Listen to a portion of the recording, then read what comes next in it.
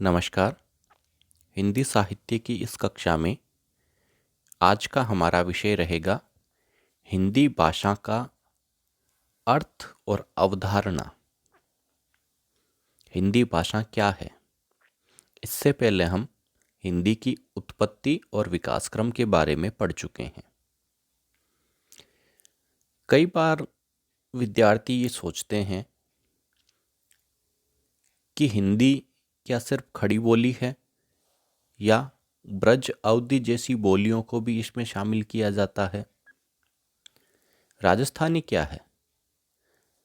राजस्थानी को हम एक भाषा भी मानते हैं और राजस्थानी कवियों की, साहित्यकारों की रचनाओं का अध्ययन हम हिंदी साहित्य में भी करते हैं। जैसे पृथ्वीराज रासो की भाषा डिंगल है, जिसमें राजस्थानी और मुख्य रूप से मारवाड़ी के शब्द बहुतायत में हैं। तो क्या डिंगल को भी हम हिंदी में माने? अगर डिंगल राजस्थानी और मारवाड़ी को हिंदी में माने तो फिर राजस्थानी अलग से क्यों सब्जेक्ट है? 12वीं के स्तर पर या फिर ग्रेजुएशन और पोस्ट ग्रेजुएशन के लेवल पर हिंदी अलग भाषा है, राजस्थानी अलग भाषा है।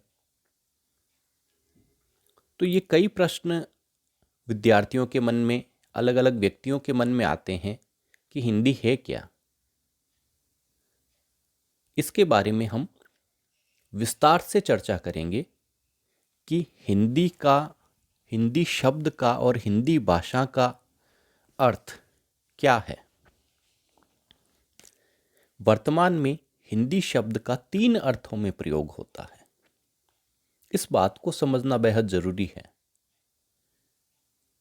क्योंकि कई प्रसंगों में राजस्थानी को हिंदी में शामिल कर लिया जाता है, जबकि कई जगह राजस्थानी को अलग माना जाता है। अगर आधुनिक युग की बात करें तो किसी राजस्थानी कवि की रचना हिंदी के सिलेबस में पीजी स्तर पर नहीं है। हालांकि स्कूलों में ये पाई जाती है, राजस्थानी की कहानियाँ और राजस्थानी की कविताएं, गीत, इनको हिंदी में शामिल कर लेते हैं। लेकिन स्नातक और स्नातकोत्तर स्तर पर राजस्थान के किसी कवि की रचना को हिंदी के सिलेबस में शामिल नहीं किया गया। तो क्या कारण है कि जब हम आदिकाल और मध्यकाल की बात करते हैं तो मीरा की रचनाएं तो हिंदी साहित्य में हैं, लेकिन आधुनिक काल में तारा प्रकाश जोशी और विजयदान देथा की मारवाड़ी या राजस्थानी की रचनाएं हिंदी साहित्य से बाहर मानी जाती है। तो कई ऐसी प्रश्न हैं जिनके बारे में हम इस वीडियो में चर्चा करेंगे कि हिंदी के 3 अर्थ कौन कौन से हैं। सबसे पहला अर्थ है व्यावहारिक अर्थ। ये सबसे सामान्य अर्थ है, सबसे विस्तृत भी है, और ये अर्थ हिंदी साहित्य के इतिहास के अनुसार निर्धारित किया गया। बाबू श्याम सुंदर दास और डॉक्टर धीरेन्द्र वर्मा भी ये मानते हैं कि हिंदी प्रदेश में बोली जाने वाली 5 विभाषाओं की 18 बोलियों, कई जगह पर 17 है, कई जगह पर 18 है, क्योंकि नेपाली को हम हिंदी से बाहर रखते हैं। तो हम ये कह सकते हैं कि 17 बोलियों और उर्दू और दक्कनी भाषा का समाहार भी हिंदी में है। ये सबसे व्यापक अर्थ है, क्योंकि इस अर्थ में दक्कनी के साथ साथ उर्दू को भी हिंदी में शामिल कर लिया गया। कल के वीडियो में हमने बात की थी कि हिंदी और उर्दू में मुख्य भेद लिपि का है। हिंदी की लिपि देवनागरी है और उर्दू की लिपि फारसी है। अन्यथा एक सामान्य आदमी जो उर्दू बोलता है, उसे हिंदी प्रदेश का कोई भी व्यक्ति आसानी से समझ सकता है। इस बात को आप ऐसे भी समझ सकते हैं कि जैसे कई दफ़ा हम देखते हैं क्रिकेट मैच चल रहा है, पाकिस्तान के कोई खिलाड़ी या कप्तान टीवी पे कुछ बोल रहे हैं, तो हमें ये लगता है कि ये तो बिल्कुल हिंदी में बोल रहा है, निश्चित रूप से उसमें कुछ शब्द अरबी फारसी के होते हैं, लेकिन सामान्य उर्दू को समझना किसी भी हिंदी भाषी के लिए बहुत कठिन नहीं होता। तो इसी मत को बाबू श्याम सुंदर दास और धीरेन्द्र वर्मा ने माना कि हिंदी प्रदेश उत्तर भारत के जो 10 राज्य हैं जिन्हें हिंदी प्रदेश कहा जाता है, उन 10 राज्यों में बोली जाने वाली 17 बोलियों को हिंदी में शामिल किया जाना चाहिए। इस मत के अनुसार राजस्थानी की जो मुख्य 4 बोलियां हैं, मारवाड़ी, मालवी, मेवाती और ढूंढाड़ी, ये सब भी हिंदी में शामिल होती है। यह अर्थ हिंदी साहित्य के इतिहास के अनुसार भी आता है, क्योंकि हिंदी साहित्य में हम ढोला मारूरा दूहा पढ़ते हैं, जो विशुद्ध राजस्थानी या मारवाड़ी की रचना है। मीरा के पदों पे भी मारवाड़ी का प्रभाव दिखाई देता है, और हिंदी का पहला महाकाव्य पृथ्वीराज रासो मुख्य रूप से राजस्थानी की ही एक रचना है। तो हिंदी साहित्य के इतिहास के अनुसार हम ये मान सकते हैं कि उत्तर भारत के 10 राज्यों यानी हिंदी प्रदेश में बोली जाने वाली सभी बोलियां हिंदी में शामिल हैं। दूसरा मत है भाषा वैज्ञानिक दृष्टिकोण या डॉक्टर ग्रियर्सन के अनुसार।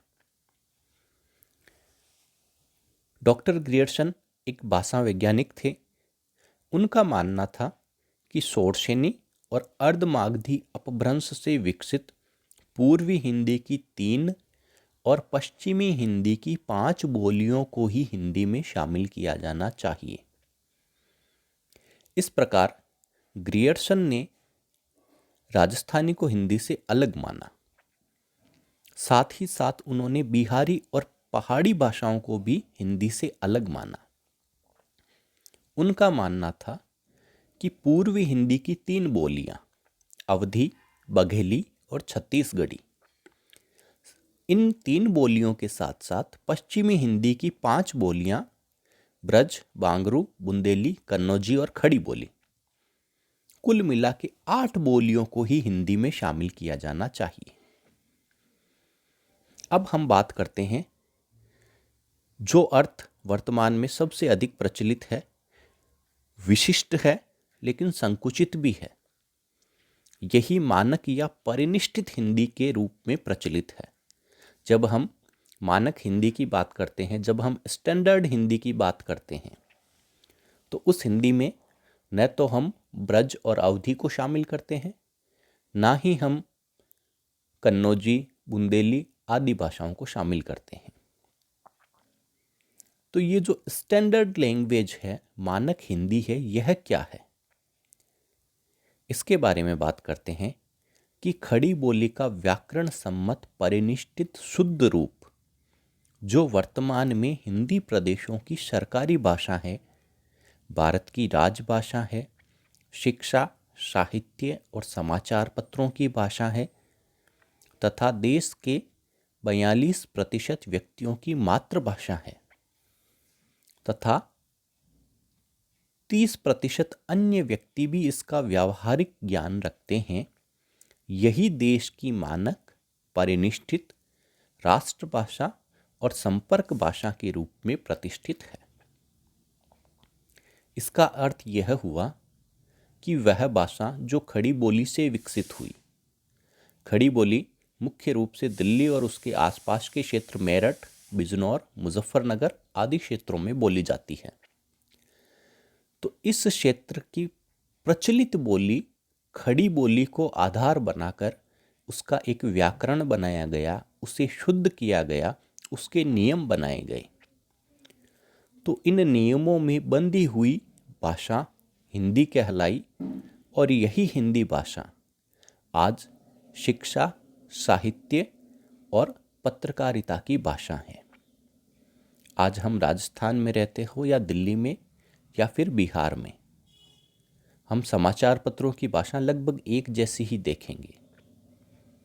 इसी तरह हमारे शिक्षा प्राप्त करने का माध्यम अगर हिंदी है तो उस माध्यम में, उस हिंदी भाषा में ना तो हमें अवधी और ब्रज के शब्द मिलेंगे, ना ही हमें राजस्थानी के शब्द मिलेंगे। तो वह भाषा जो हिंदी खड़ी बोली को आधार बनाकर विकसित हुई, जिसका एक व्याकरण है और जो हिंदुस्तान के 10 राज्यों में सरकारी भाषा के रूप में प्रचलित है। हम देखते हैं कि आज जो भी सरकारी पत्र जारी होते हैं, सरकार का जो भी कार्य है, या तो अंग्रेजी में होता है या फिर हिंदी में होता है। तो वह भाषा जो राज्य कार्य का माध्यम है, जो भारत की राजभाषा है, जो शिक्षा, साहित्य और समाचार पत्रों की भाषा है, वही भाषा हिंदी है। ये मत सबसे विशिष्ट भी है और मानक भी है, क्योंकि बिहारी और ब्रज, अवधी, राजस्थानी के अलग अलग शब्दों को शामिल कर लें तो बहुत सारी गड़बड़ हो जाएगी। राजस्थानी के शब्द बिहार का व्यक्ति नहीं समझ पाएगा, इसी तरह मैथिली के शब्द दिल्ली का व्यक्ति नहीं समझ पाएगा। तो इन सब समस्याओं के निराकरण के लिए एक ऐसी भाषा का विकास किया गया जिसे लगभग सभी समझ सके। ये दिल्ली और उसके आसपास के क्षेत्रों की भाषा है, जिसे व्याकरण सम्मत रूप दिया गया, जिसका एक व्याकरण बनाया गया ताकि उसमें अनियमितता नहीं रहे। और यही भाषा मानक हिंदी के रूप में आज शिक्षा, साहित्य और समाचार पत्रों में प्रतिष्ठित है। वर्तमान में हिंदी शब्द खड़ी बोली हिंदी के लिए प्रयुक्त हो रहा है। इसे ही मानक या परिनिष्ठित हिंदी भी कहते हैं। यह राष्ट्रभाषा और राजभाषा है, जिसमें संस्कृत के री और री को छोड़कर सभी स्वर, व्यंजन, फारसी के प्रभाव से नुक्तायुक्त व्यंजन, हम देखते हैं कई व्यंजनों के, कई वर्णों के नीचे एक छोटी सी बिंदी लगी हुई होती है, जिसे नुक्ता कहते हैं। तो ये नुक्ता का प्रभाव फारसी से आया। मुख्य व्यंजन है क, ख, ग, ज, फ और ड़, ढ।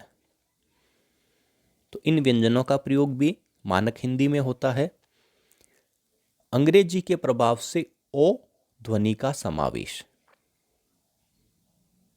ओ की जो मात्रा है ये ह्रस्व ओ से भी छोटी है।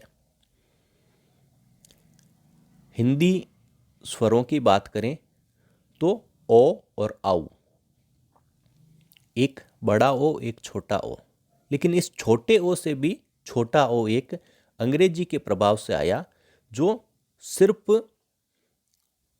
एक वर्ण के ऊपर एक मात्रा के रूप में दिखाई देता है, एक चंद्र के रूप में दिखाई देता, उसमें बिंदु नहीं होता।